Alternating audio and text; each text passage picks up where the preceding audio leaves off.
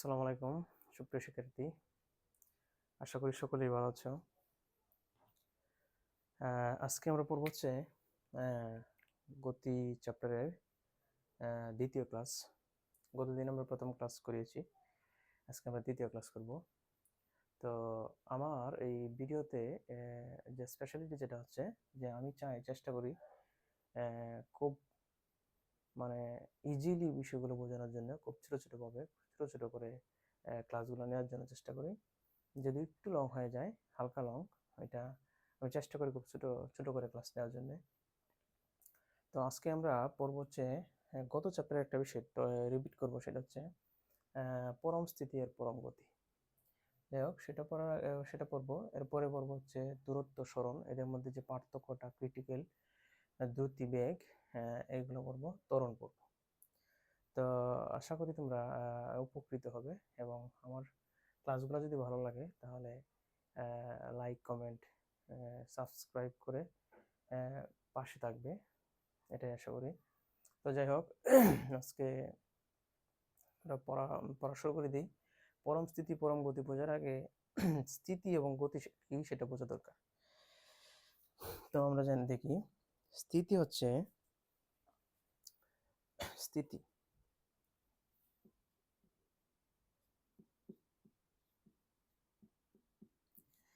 সময়ের পরিবর্তনের সাথে পারিপার্শ্বিকের সাপেক্ষে যদি কোনো বস্তুর অবস্থানের পরিবর্তন না ঘটে, সময়ের পরিবর্তনের সাথে পারিপার্শ্বিকের সাপেক্ষে যদি কোনো বস্তুর অবস্থানের পরিবর্তন না ঘটে, তাহলে আমরা সেই বস্তুটাকে বলতে পারি স্থির বস্তু, স্থির।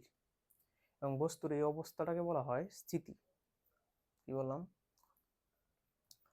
সময়ের পরিবর্তনের সাথে পারিপার্শ্বিকের সাপেক্ষে যখন কোনো বস্তুর অবস্থানে পরিবর্তন ঘটে না, তখন আমরা এই বস্তুটাকে বলি স্থির, এবং বস্তুর এই অবস্থাটাকে বলা হয় স্থিতি। আরেকটা হচ্ছে গতি।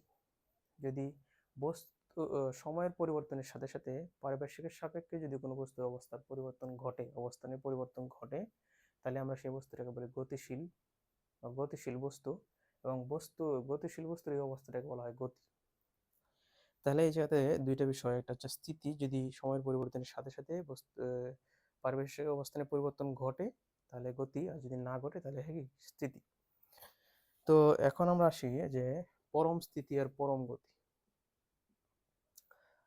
আমি একটা বিষয় প্রথমে বলে রাখি, পরম স্থিতি আর পরম গতি বলতে কিছু নাই, এবং সেটা আমরা প্রমাণ করব। পরম স্থিতি, কোনো বস্তু স্থির না গতিশীল সেটা বোঝার জন্য আমাদের অন্য একটা বস্তুর সাথে তুলনা করা দরকার, বা অন্য একটা বস্তুকে রেফারেন্স হিসেবে নেওয়া দরকার, যার সাথে তুলনা করে আমরা আমাদের আলোচ্য বিষয়টা গতিশীল নাকি স্থিতিশীল সেটা জানার চেষ্টা করব। এটাকে বলা হয় রেফারেন্স অবজেক্ট, বা হচ্ছে রেফারেন্স বডি। অন্য একটা বস্তুর সাপেক্ষে তুলনা করে আমরা দেখি ওই আলোচ্য বস্তুটা স্থিতিশীল না গতিশীল। তো আমরা এই জায়গাতে দুইটা ট্রেন কল্পনা করি। একটা ট্রেনকে আমরা স্থিতিশীল বা হচ্ছে প্রেফারেন্স বডি হিসেবে নিই। এটা একটা ট্রেন, হ্যাঁ, এটা হচ্ছে আমাদের রেফারেন্স বডি, ঠিক আছে। আর এইটা হচ্ছে আরেকটা ট্রেন, এটা হচ্ছে আরেকটা ট্রেন। এখন এটা হচ্ছে আমাদের আলোচ্য বস্তু, আর এটা হচ্ছে রেফারেন্স বা প্রসঙ্গ বস্তু। দেখুন, এই আলোচ্য বস্তুটা স্থিতিশীল না গতিশীল এটা বোঝার জন্য আমরা এটার রেফারেন্স হিসেবে নিলাম।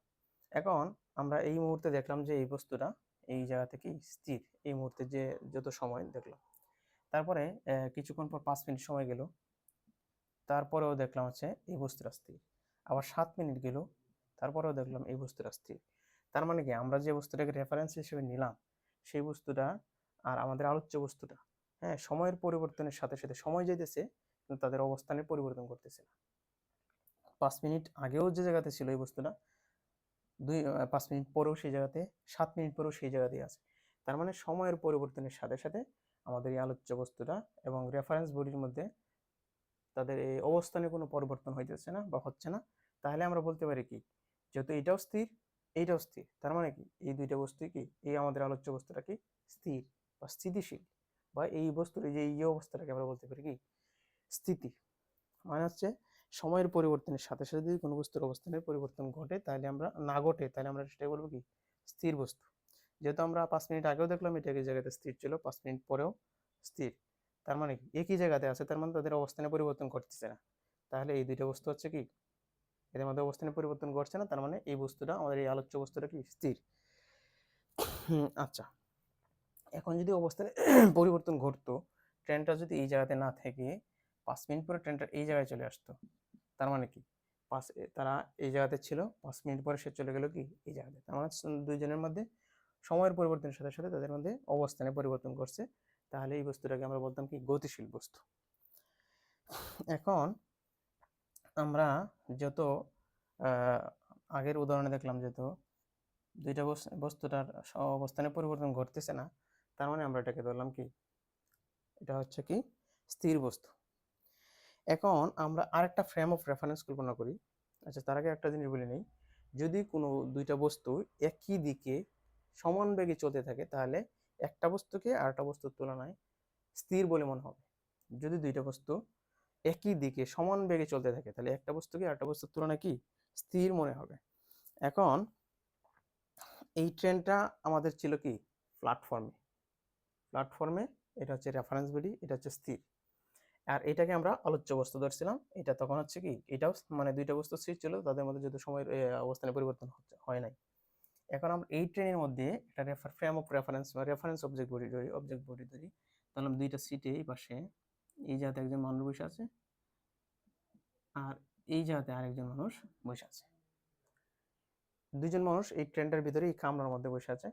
এখন এই ট্রেনটা ধরলাম 3 ms/1 বা হচ্ছে প্রতি সেকেন্ডে 30 মিটার দূরত্ব অতিক্রম করতেছে।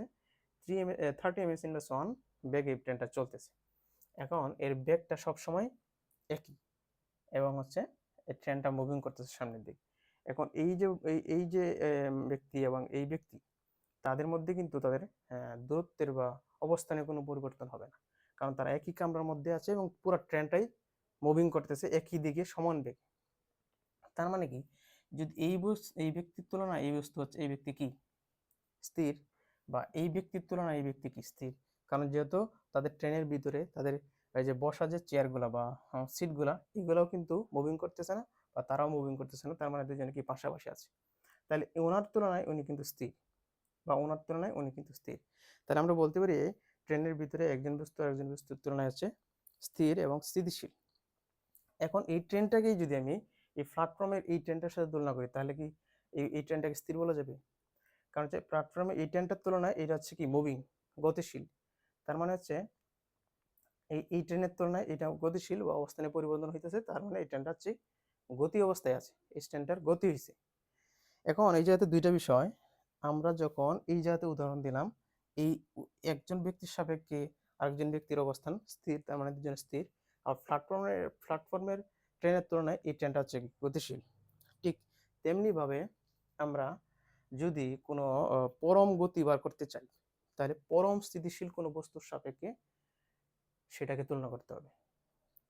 আগে আমরা এইটা যে এইটা স্থির ধরছিলাম, এইটা হচ্ছে গতিশীল, নড়ছে অবস্থানের পরিবর্তন তাহলে এটা গতিশীল। এখন আমরা যদি পরম গতি বার করতে চাই বা গতিশীল কোনো বস্তু বুঝতে চাই তাহলে হচ্ছে পরম স্থিতিশীল কোনো বস্তুর তুলনায় সেটা তুলনা করতে হবে। এখন আমরা যদি পৃথিবীতে বা আমি যে জায়গায় দাঁড়ায় আছি বা টেবিলটা এই জায়গাতে আছে, আমি যদি আজকে সারাদিন এই জায়গায় দাঁড়ায় থাকি, কালকে ওই জায়গায় দাঁড়ায় থাকি, তাহলে কি আমার সাপেক্ষে বা টেবিলের সাপেক্ষে আমি কি স্থির, সারাদিন স্থির থাকবো? পৃথিবীর মধ্যে যদি আমরা যে কোনো দুইটা বস্তুর স্থির দুইটা বস্তুর মানে তুলনা করি তাহলে দুইটা বস্তুর মধ্যে কি টেবিল আর এর মধ্যে কি স্থির। এখন আমাদের এই পৃথিবীটা তো স্থির না, আমাদের এই পৃথিবীটা হচ্ছে কি মুভিং।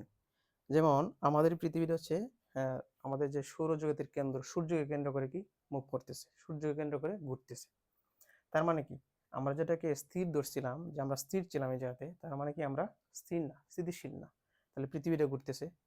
আচ্ছা, এখন আমরা সূর্যটাকে যদি স্থির মনে করি তাহলে কিন্তু সূর্যটাও অন্য একটা মানে অন্য একটা গ্যালাক্সিকে কেন্দ্র করে ঘুরতেছে। তার মানে আমরা টেবিলের সাথে যে তুলনা দিলাম তখন টেবিলটাকে স্থির ধরলাম, পরবর্তীতে দেখলাম যে পৃথিবী ঘুরতেছে, তার মানে কি টেবিলটা স্থির না, পৃথিবীটা মুভিং।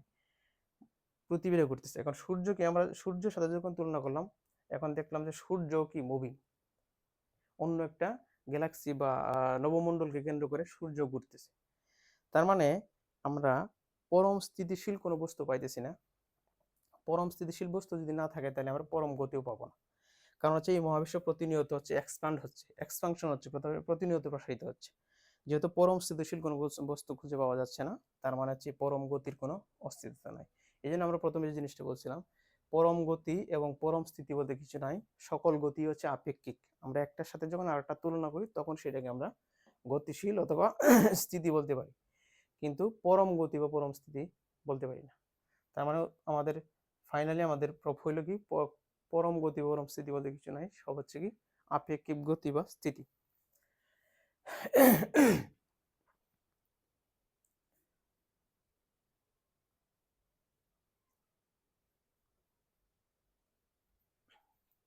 যাই হোক, এখন আমরা আসি হচ্ছে দূরত্ব এবং সরণের মধ্যে পার্থক্য বা দূরত্ব এবং সরণের সংজ্ঞা। দূরত্ব এবং সরণের সংজ্ঞা। দূরত্ব হচ্ছে, ধরলাম একজন লোকের স্কুল থেকে, তার দূরত্ব হচ্ছে স্কুল থেকে সে 50 মিটার দৌড়ে গেল, 50 মিটার সে দৌড়ে গেল। এখন তারা যদি জিজ্ঞেস করা হয় সে কোথায় আছে, এটা একটা আনসার আসতে পারে এরকম যে 50 মিটার দূরে আছে, কিন্তু সে 50 মিটার দূরে কোথায় আছে, কোন দিকে আছে, সেটা কিন্তু বলা যাবে না। কারণ হচ্ছে 50 মিটার দূরে সে উত্তরে থাকতে পারে, দক্ষিণে থাকতে পারে, পশ্চিমে থাকতে পারে, যে কোনো দিক থেকে থাকতে পারে। তার মানে তার আমার সঠিক অবস্থান কিন্তু আমরা বলতে পারতেছি। এখন যদি এরকম বলতাম যে সে স্কুল থেকে পূর্ব দিকে 50 মিটার দৌড়ে গেল, তাহলে বলতে পারতাম কি সে স্কুল থেকে পূর্ব দিকে 50 মিটার দূরে আছে।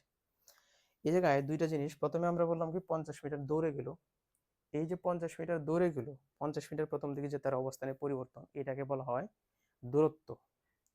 এটা হচ্ছে একটা স্কেলার রাশি।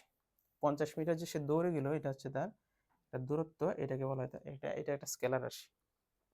আর পরবর্তীতে যখন বললাম যে স্কুল থেকে পূর্ব দিকে 50 মিটার দৌড়ে গেল, তখন এটা হচ্ছে এই দিকে তখন যে তার অবস্থানে পরিবর্তন হয়েছে, এটাকে বলা হয়, এটা হচ্ছে সরণ, এটা একটা ভেক্টর রাশি। তো এই দুই দিকেই দুইবারেই কিন্তু সে 50 মিটার দূরত্ব অতিক্রম করছে, কিন্তু প্রথম দিকে আমরা কোনো দিক উল্লেখ করি নাই, সে যে কোনো দিকে 50 মিটার যেতে পারে। দ্বিতীয়তে আমরা দিক উল্লেখ করে দিলাম, পূর্ব দিকে সে 50 মিটার গেছে, মানে পূর্ব দিকে 50 মিটার সরণ হয়েছে। এইটা হচ্ছে সরণ, পূর্ব দিকে 50 মিটার দূরত্ব অতিক্রম করছে, এটা হচ্ছে তার সরণ। তো সরণের যে মান, যে কোনো সময় সরণ 50 মিটার সরণ আমরা পূর্ব দিকে বললাম, সরণের মানটা সবসময় দূরত্ব, এটা হচ্ছে 50 মিটার হচ্ছে কি দূরত্ব, সরণের মান হচ্ছে দূরত্ব।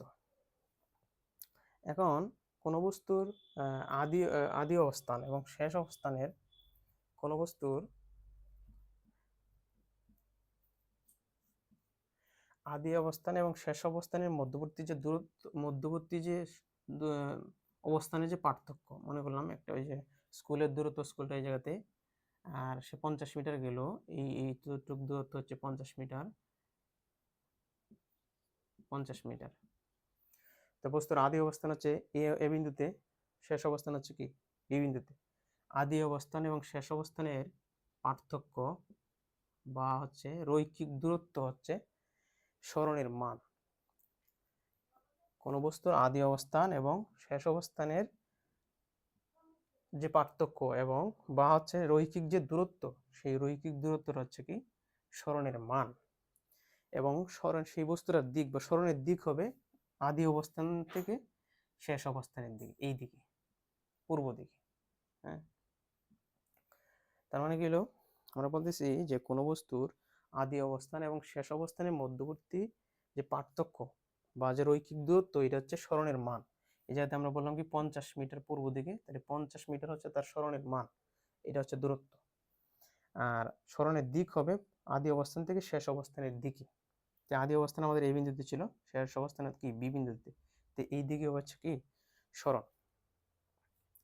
আরেকটা বিষয় হচ্ছে সরণ বস্তুর গতিপথের উপর নির্ভর করে না। এই যে আমরা বলছিলাম বস্তুর এই জায়গাতে আছে, এই পর্যন্ত গেছে, এই যে এই জায়গাতে এই পর্যন্ত এইদিকে গেল, সে এ বিন্দু থেকে বি বিন্দুতে এই পথে যাইতে পারে, এসি এসি বি পথে যাইতে পারে, এ ডি বি পথে যাইতে পারে, বা এ ই বি পথে সে বি বিন্দুতে যাইতে পারে, কিন্তু সে যে দিক থেকেই যাক না কেন তার সরণ হবে এ বি, এবং সরণের দিক হবে আদি অবস্থান থেকে শেষ অবস্থানের দিকে। তার জন্য হচ্ছে সরণ কখনো বস্তুর গতিপথের উপর নির্ভর করে না, বস্তুর দুইটার মধ্যবর্তী ন্যূনতম যে রৈখিক দূরত্ব সেই দূরত্বের উপর নির্ভর করে। বস্তুর মধ্যবর্তী ন্যূনতম যে দূরত্ব সেই দূরত্বের উপর নির্ভর করে। সে যে কোনো পথ দিয়ে তার গন্তব্যে গেলে তাদের মধ্যবর্তী যে ন্যূনতম দূরত্ব সেটাই হবে তার সরণ। যাই হোক, তাহলে সরণের সংজ্ঞাটা হইল কি, নির্দিষ্ট দিকে বস্তুর অবস্থানের পরিবর্তনকে বলা হয় সরণ। নির্দিষ্ট দিকে যখন একটা দিক উল্লেখ করে দেবো তখন সেটাকে বলা হবে নির্দিষ্ট দিকে কোনো বস্তুর অবস্থানের পরিবর্তনকে বলা হয় সরণ। আর বস্তুর অবস্থানের পরিবর্তনকে বলা হয় দূরত্ব। যখন দিকটা উল্লেখ করব না তখন সেটা থাকবে দূরত্ব, আর যখন দিক উল্লেখ করে দেবো তখন সেটা হবে কি, সরণ। যাই হোক, এখন আসি দ্রুতি। আমরা বলছিলাম যে স্কুল থেকে কোনো বস্তু ব্যক্তির দূরত্ব হচ্ছে ব্যক্তি 50 মিটার দৌড়ে গেল, প্রথমে যে উদাহরণটা দিয়েছিলাম 50 মিটার দৌড়ে গেল। এখন এই 50 মিটার যাইতে যদি তার 25 সেকেন্ড সময় লাগে, 25 সেকেন্ড সময় লাগে, তাহলে সে প্রতি সেকেন্ডে সে কত মিটার দূরত্ব অতিক্রম করলো? 50 মিটার যাইতে তার হচ্ছে 25 সেকেন্ড সময় লাগছে, তাহলে 1 সেকেন্ডে সে কত মিটার দূরত্ব অতিক্রম করছে? 50/25 সমান হচ্ছে 2 ms²। তাহলে 1 সেকেন্ডে সে দূরত্ব অতিক্রম করছে হচ্ছে কি 2 মিটার। প্রতি সেকেন্ডে 2 মিটার সে দূরত্ব অতিক্রম করে। এখন প্রতি সেকেন্ডে সে 2 মিটার দূরত্ব অতিক্রম করে, এই যে এটাকে বলা হয় দ্রুতি। প্রতি সেকেন্ডে প্রতি একক সময়ে সে কত দূরত্ব অতিক্রম করলো সেটাকে বলা হয় বস্তুর দ্রুতি। আর দ্রুতিটা আসলে ইউজ করা হয় সে কত দ্রুত সে অবস্থান পরিবর্তন করছে, এক জায়গাতে সে অন্য জায়গাতে কত দ্রুত যাইতে পারছে, সেই জন্য হচ্ছে দ্রুতির টার্মটা ইউজ করা হয়। তাহলে 1 সেকেন্ডে প্রতি একক সময়ে বস্তুর দূরত্বের পরিবর্তনের হারকে বলা হয় দ্রুতি। প্রতি একক সময়ে বস্তুর দূরত্বের পরিবর্তনের হারকে, হার মানে হচ্ছে কি সময়, সে 1 সেকেন্ডে প্রতি সেকেন্ডে যে দূরত্ব অতিক্রম করলো সেটাকে বলা হয় দ্রুতি। যেমন 25 সেকেন্ডে সে 50 মিটার দূরত্ব অতিক্রম করছিল, তাহলে 1 সেকেন্ডে গেলে কত? 25/50/25 সমান 2 মিটার। মানে এটা হচ্ছে ঐকিক নিয়ম। তাহলে প্রতি একক সময়ে বা 1 সেকেন্ডে প্রতি একক সময়ে বস্তুর দূরত্বের পরিবর্তনের হার, মানে দূরত্বটাকে সময় দিয়ে ভাগ করা হবে, তাহলে আমরা দ্রুতিটা পাবো। দ্রুতির সংজ্ঞাটা হচ্ছে প্রতি একক সময় দূরত্বের পরিবর্তনের হারকে বলা হয় দ্রুতি। হোক, আমরা ধরলাম কোন একটা বস্তু ডি দূরত্ব অতিক্রম করতে যদি তার বা হচ্ছে টি সময়ে যদি সে ডি দূরত্ব অতিক্রম করে, তাহলে একক সময়ে সে কত দূরত্ব অতিক্রম করবে? ডি বাই টি। এই যে ডি বাই দ্রুতি সমান ডি বাই টি, একক সময়ে সে যে দূরত্ব অতিক্রম করলো ডি বাই টি। এটা ডি বাই টি, যে টি সময় টি সেকেন্ডে ডি মিটার, হ্যাঁ টি সেকেন্ডে ডি মিটার, 1 সেকেন্ডে হচ্ছে কি D by T, metre per second, metre per second. এখন আমরা একটু আগে যেটা বলছিলাম যে সে 50 মিটার গেল 25 সেকেন্ডে। এখন এই টোটাল সময়টাকে, টোটাল দূরত্বটাকে আমরা টোটাল সময় দিয়ে ভাগ করলাম, টোটাল দূরত্বকে টোটাল সময় দিয়ে ভাগ করলাম, পাইলাম হচ্ছে কি একটা মান পাইলাম। এটাকে বলা হয় গড় দ্রুতি। গড় দ্রুতি, গড় দ্রুতির সংজ্ঞা হচ্ছে মোট সময়কে যদি আমরা মোট দূরত্বকে যদি মোট সময় দিয়ে ভাগ করি তাহলে আমরা যে দ্রুতিটা পাবো সেটাকে বলা হয় গড় দ্রুতি। মোট সময় বাই মোট মোট দূরত্ব, মোট সময়, টোটাল যে সময়, টোটাল সে যে দূরত্ব অতিক্রম করলো, সে যত সেকেন্ডে বা যত সময় সে ওই দূরত্ব অতিক্রম করলো সেটা যদি আমি ভাগ করি তাহলে আমরা যে জিনিসটা পাবো সেটা বলা হয় গড় দ্রুতি। আমরা এই জায়গাতে যেটা বার করলাম এটা হচ্ছে কি আমাদের গড় দ্রুতি। সে 50 মিটার যাইতে 25 সেকেন্ড সময় নিচ্ছে, তার মানে তার দ্রুতি হচ্ছে 2 মিটার পার সেকেন্ড। প্রতি সেকেন্ডে সে 2 মিটার দূরত্ব অতিক্রম করছে। এটা গেল দ্রুতির একটা গড় দ্রুতির সংজ্ঞা উদাহরণ। এখন আমরা আরেকটা টার্ম আছে যেটা হচ্ছে যে তাৎক্ষণিক দ্রুতি। আমি এই পাশের এই বিষয়গুলো এইগুলো একটু মুছে দিই, এইগুলো একটু মুছে দিই। হ্যাঁ,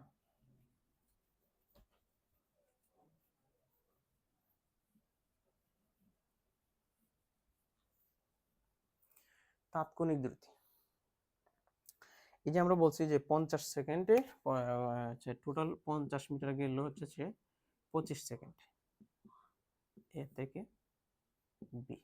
এখন এই 50 মিটার সে কিন্তু তার তাহলে গড় দ্রুতি আমরা কত বার করছিলাম 2 মিটার পার সেকেন্ড। এখন প্রতি মুহূর্তে কিন্তু সে 2 মিটার পার সেকেন্ড যাইতে পারে না, এটা আমরা হচ্ছে গড় সময় ধরছি। কোনো মুহূর্তে সে হয়তো কোনো সেকেন্ডে সে হচ্ছে 2 মিটার গেছে, কোনো সেকেন্ডে সে আড়াই মিটার গেছে, কোনো সেকেন্ডে সে 1.5 মিটার গেছে। এইভাবে টোটাল গিয়া তার যে একটা এভারেজ মান হচ্ছে তার 2 মিটার পার সেকেন্ড এভারেজ মান হয়েছে। এটা কিন্তু তার প্রতি মুহূর্তের প্রতি সেকেন্ডের বেগের হচ্ছে এর মান না, ঠিক আছে। তাহলে আমরা যদি তাৎক্ষণিক দ্রুতি বার করতে চাই অতি ক্ষুদ্র সময়ে, যে মুহূর্তে আমরা তাৎক্ষণিক দ্রুতি বার করতে চাবো সেই মুহূর্তের কোনো একটা বস্তু যে দূরত্ব অতিক্রম করে সেই দূরত্বকে যদি সময় দিয়ে ভাগ করি তাহলে আমরা যে মানটা পাবো সেটাকে বলা হয় তাৎক্ষণিক দ্রুতি। মানে হচ্ছে খুব ক্ষুদ্র সময়ে একটা বস্তু ক্ষুদ্র যে দূরত্ব অতিক্রম করে সেই দূরত্বকে যদি সেই ক্ষুদ্র সময় দিয়ে ভাগ করা যায় তাহলে আমরা যে দ্রুতিটা পাবো সেটাকে বলে তাৎক্ষণিক দ্রুতি। যেমন আমরা যদি হিসাব করতে চাই যে এই না 25 সেকেন্ড 24 সেকেন্ড বা 23 সেকেন্ড সময়ে 23 সেকেন্ড যখন 22 থেকে 23 সেকেন্ড এই সময় ব্যবধানে সে যে দূরত্ব অতিক্রম করলো 22 থেকে 23 সেকেন্ড এই সময় ব্যবধানে সে যে দূরত্ব অতিক্রম করলো সেটা যদি এরকম হয় যে এই জায়গাতে আমরা একটা দূরত্ব S1 এবং হচ্ছে S2 মনে করলাম হচ্ছে 22 সেকেন্ডে সে এই জায়গাতে ছিল, 23 সেকেন্ডে সে এই অবস্থানে আসছে। তার মানে আমরা সময় ব্যবধানটাও নিচে খুব ক্ষুদ্র এবং সে এই ক্ষুদ্র সময়ের সাথে অবশ্যই সে ক্ষুদ্র দূরত্ব অতিক্রম করবে। এই ক্ষুদ্র দূরত্বটাকে আমরা ক্ষুদ্র সময় দিয়ে ভাগ করলে যে দ্রুতিটা পাবো সেটাই হচ্ছে তাৎক্ষণিক দ্রুতি। আচ্ছা, এখানে S1 S2 হচ্ছে আমরা একটা দূরত্বের পার্থক্য নিচ্ছি, তাহলে এটাকে S2 মানে এটা হচ্ছে বেশি দূরত্ব, S2 মাইনাস S1 সমান ডেল এস যদি নেই। ডেল এটা হচ্ছে একটা ইটালিক হরফ। হ্যাঁ, প্রাচীনকালে গ্রিক তো হচ্ছে জ্ঞান বিজ্ঞানে অনেক অগ্রসর ছিল, সেই জন্য ওই এই জিনিসটা যারা আছে প্রথম আবিষ্কার করছে বা ব্যবহার করছে তখন তারা ইটালিক হরফটা ব্যবহার করছে। যাই হোক, তো এই জায়গাতে S2 মাইনাস S1 হচ্ছে দূরত্বের পার্থক্য। খুব ক্ষুদ্র পার্থক্য, এই জন্য এটাকে বলা হচ্ছে ডেল দিয়ে প্রকাশ করেছে। ডেল মানে হচ্ছে পরিবর্তন, হ্যাঁ, দূরত্বের পরিবর্তন, এই যে S2 থেকে S1। এখন আমরা বলছিলাম ক্ষুদ্র সময়, তাহলে T2 মাইনাস T1, এটাকে আমরা বলতে পারি ডেল টি। ডেল টি মানে হচ্ছে সময়ের পার্থক্য, সময়ের পরিবর্তন, খুব ক্ষুদ্র সময় T2 মাইনাস T1। আমরা এই জায়গাতে বলছিলাম কি 24 সেকেন্ড 22 সেকেন্ড থেকে 23 সেকেন্ড এই সময় ব্যবধানে 23 সেকেন্ড, হ্যাঁ, যে দূরত্ব অতিক্রম করছে আমরা ধরে নিলাম, তাহলে সেই দূরত্বকে সেই সময় দিয়ে ভাগ করলে আমরা যে দ্রুতি পাবো সেটাকে বলা হবে তাৎক্ষণিক দ্রুতি। তো আমরা ধরলাম যে এই এই ডেল এস পরিমাণ দূরত্ব অতিক্রম করতে যদি ডেলটি সময় লাগে, ডেলটি সময় ক্ষুদ্র দূরত্ব ক্ষুদ্র সময় লাগে, তাহলে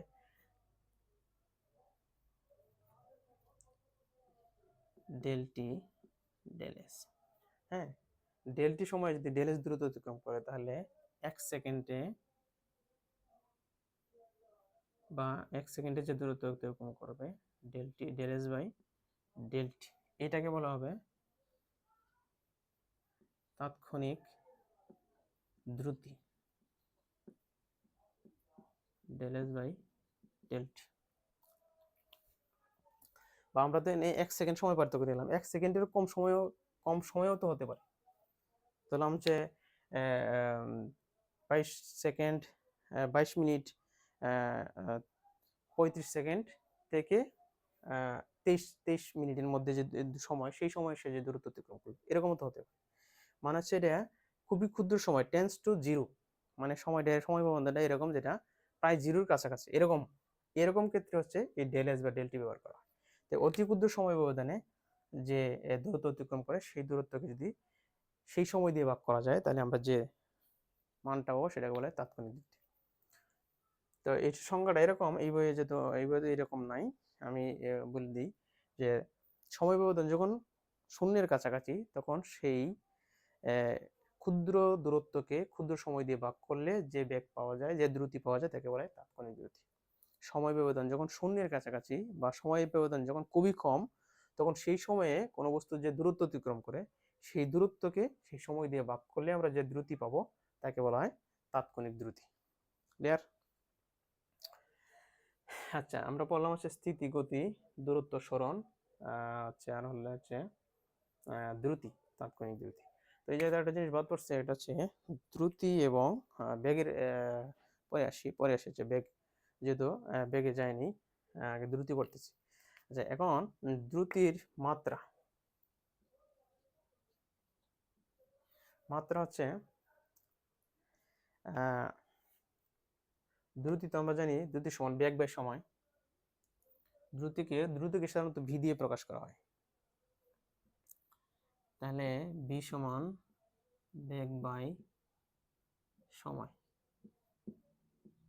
দ্রুতির মাত্রা হচ্ছে বেগ বাই সময়ের মাত্রা। তাহলে বেগের মাত্রা হচ্ছে দূরত্ব বাই সময়ের মাত্রা। দূরত্বের মাত্রা হচ্ছে এল আর সময়ের মাত্রা হচ্ছে টি। তার মানে দাঁড়ালো কি এল টি ইনভার্স 1। তাহলে বেগের মাত্রা হচ্ছে এল টি ইনভার্স 1। এটা হলো মাত্রা। একক, বেগের একক হচ্ছে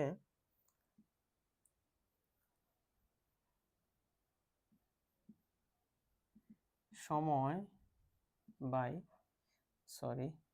দূরত্ব বাই সময়ের একক। সময়ের একক, তাহলে দূরত্বের একক হচ্ছে মিটার, সময়ের একক হচ্ছে সেকেন্ড। তাহলে দ্রুতির একক হচ্ছে কি মিটার, এটাকে এইভাবে লেখা যায় অথবা হচ্ছে এইভাবে লেখা যায় মিটার পার সেকেন্ড। দ্রুতির একক হচ্ছে দূরত্ব বাই সময়ের একক। আচ্ছা, আমরা এই জায়গাতে দ্রুতি বললাম, যে জিনিসটা ভালো করে বললাম, দ্রুতি এখন আসে বেগের মধ্যে।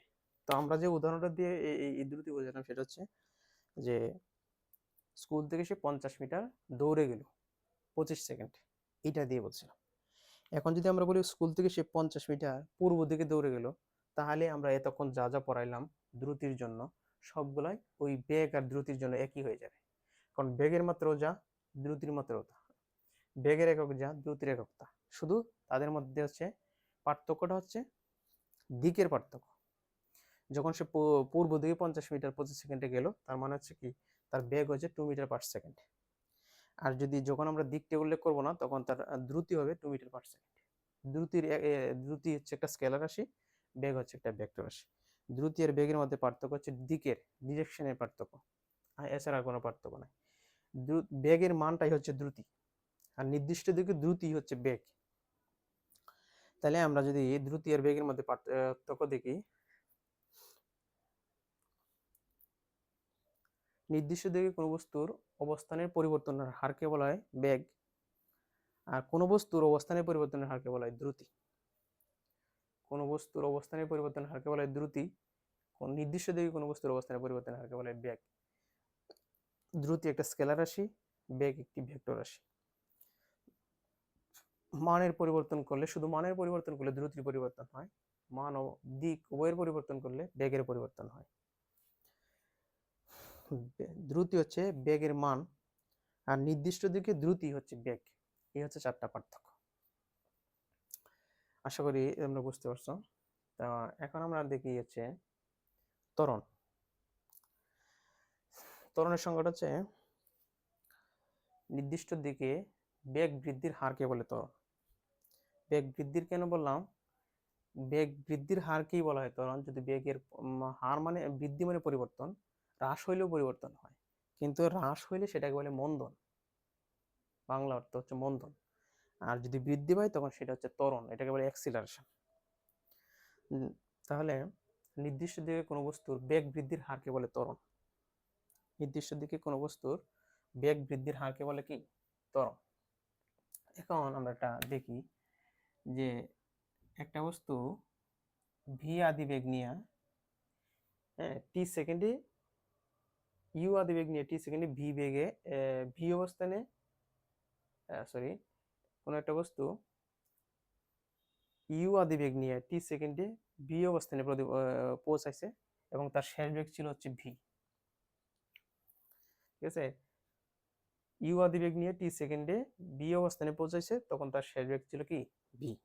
তাহলে আমরা যদি বলছি বেগ বৃদ্ধির হার, তার মানে কি আদিবেগ কম ছিল, শেষ বেগ বেশি ছিল, তাহলে টি সময়ে বেগের পরিবর্তন হবে কি V minus U. V minus U এটা হচ্ছে বেগের পরিবর্তন, যেহেতু আমরা বলছি বেগ বৃদ্ধির হারকে বলে ত্বরণ। তো একক সময়ে বেগের পরিবর্তনের হার হচ্ছে কি V minus you by T. এখন ত্বরণের যে সংজ্ঞাটা আমি একটু আগে বললাম, নির্দিষ্ট দিকে বেগের পরিবর্তনের হারকে বলা হয় ত্বরণ, বেগ বৃদ্ধির হারকে বলা হয়, হার মানে হচ্ছে সময়, সময় দিয়ে ভাগ। তাহলে এটা এইরকম একটা সংজ্ঞাটা হচ্ছে এক এক সময়ে বেগ বৃদ্ধির হারকে বলে ত্বরণ। কারণ হচ্ছে এই যে আমরা টার্মগুলো একক সময়ের জন্যই বার করি, তাহলে একক সময়ে বেগ বৃদ্ধির হারকে বলা হয় ত্বরণ। এই যে ত্বরণ কি এ দিয়ে প্রকাশ করা হয়, অ্যাক্সিলারেশন, উপরে হচ্ছে এরো চিহ্নটা, এটা হচ্ছে কি ডিরেকশন। হ্যাঁ, ত্বরণ যেহেতু একটা ভেক্টর রাশি, তার জন্য এটা দেওয়া হয়েছে। তাহলে ত্বরণ সমান হচ্ছে কি V minus you by T. কখনো কখনো ভি আদিবেগ 0 হয়, তখন ভি বাই টি হয়। তো ত্বরণের মাত্রা যদি আমরা বার করতে চাই, ত্বরণের মাত্রা হচ্ছে বেগ বাই সময়ের মাত্রা। কারণ হচ্ছে ত্বরণ সমান কি বেগ বাই সময়, যে বেগের পরিবর্তন বাই সময়। তাহলে এই আদি ইউ যদি 0 হয়, অনেক সময় আদিবেগ 0 হয়, আদিবেগ 0 থেকে তাহলে তাহলে আমরা কি পাবো, আদিবেগ যদি 0 হয় তাহলে ভি বাই টি পাবো, ভি বাই টি, তার মানে কি বেগ বাই সময়। তাহলে ত্বরণ সমান হচ্ছে বেগ বাই সময়, আর বেগ সমান হচ্ছে সরণ বাই সময়। এটা ভালো করে মাথায় রাখতে হবে যে বেগ সমান হচ্ছে সরণ, দ্রুতি সমান হচ্ছে দূরত্ব বাই সময়, বেগ সমান হচ্ছে সরণ বাই সময়।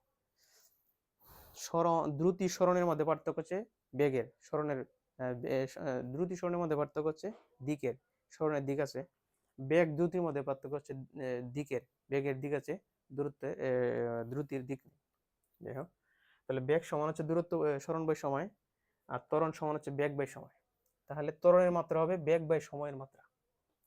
আর আমরা বেগের মাত্রা এদিকে বার করছি কত, এল টি ইনভার্স 1। বেগের মাত্রা এই যেটা আবার ভাঙিয়ে ভাঙিয়ে বার করে দেখাইছি, যেমন বেগ সমান দূরত্ব বাই বেগ সমান দূরত্ব বাই সময় বা সরণ বাই সময়। তাহলে এটাকে নিচে নামাই দিলে দূরত্ব বাই সময়ের স্কয়ার মানে স্কয়ার, দূরত্বের মাত্রা হচ্ছে এল, সময়ের মাত্রা হচ্ছে টি, তার মানে হচ্ছে কি এটা উপরে তুলে হবে এল টি ইনভার্স 2, এল টি ইনভার্স 2।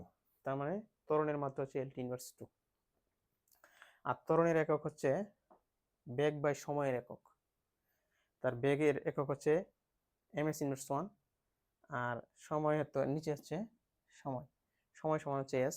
তাহলে এসটাকে যদি উপরে তুলে দিই ইনভার্স হয়ে গেলে তাহলে কি এম এস ইনভার্স 2, এটা হচ্ছে কি এম এস ইনভার্স 2।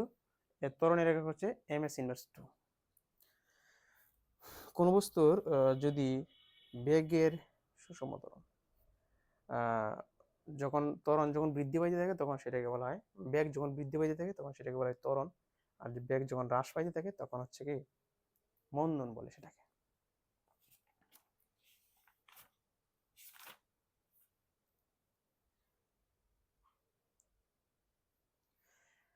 এখন হচ্ছে ত্বরণ হচ্ছে দুই প্রকার, একটা সুষম ত্বরণ আর একটা হচ্ছে কি অসম ত্বরণ। সুষম ত্বরণ কি, কোনো বস্তুর বেগ যদি নির্দিষ্ট দিকে সবসময় একই হারে বাড়তে থাকে, মানে হচ্ছে প্রতি সেকেন্ডে ধরলাম একটা বস্তুর বেগ যদি একটা নির্দিষ্ট পরিমাণ সময় নির্দিষ্ট পরিমাণ বাড়তে থাকে, তাহলে সেটাকে বলা হবে কি সুষম ত্বরণ। যেমন সুষম ত্বরণের প্রকৃষ্ট একটা উদাহরণ হচ্ছে জি এর মান, বা হচ্ছে কোনো বস্তু উপর থেকে যখন নিচের দিকে পড়তে থাকে, হ্যাঁ, অভিকর্ষ ত্বরণের মান হচ্ছে এটা সুষম ত্বরণের একটা প্রকৃষ্ট উদাহরণ। কারণ কোনো বস্তু যখন উপর থেকে পড়তে থাকে তখন তার বেগ প্রতি সেকেন্ডে 9.8 মিটার পার সেকেন্ড করে বাড়তে থাকে, প্রতি সেকেন্ডে 9.8 মিটার পার সেকেন্ড করে বাড়তে থাকে। তাহলে এটা হচ্ছে একটা সুষম ত্বরণের উদাহরণ। আর অসম ত্বরণ হচ্ছে যখন কোনো বস্তুর বেগ নির্দিষ্ট দিকে সমান হারে বাড়তে থাকে না, কম বেশি হয়, তখন সেটাকে বলা হয় কি অসম ত্বরণ। তো যাই হোক, আজকে আমরা এই বিষয়গুলো পড়ানোর চেষ্টা করলাম। তো আশা করি তোমরা বুঝতে পারছো, এবং আমার এই ক্লাস যদি ভালো লাগে তাহলে তোমরা হচ্ছে সাবস্ক্রাইব করে হচ্ছে কমেন্টস করে পাশে থাকবা, এবং সাবস্ক্রাইব করলে হচ্ছে আমার চ্যানেলে যতগুলো ক্লাস আপলোড হবে সবগুলোই তোমরা পাবা। আশা করি আর কি উপকৃত হবে। ঠিক আছে, থাকলে আজকে এই পর্যন্তই। থ্যাংক ইউ সকলকে। আসসালামু আলাইকুম।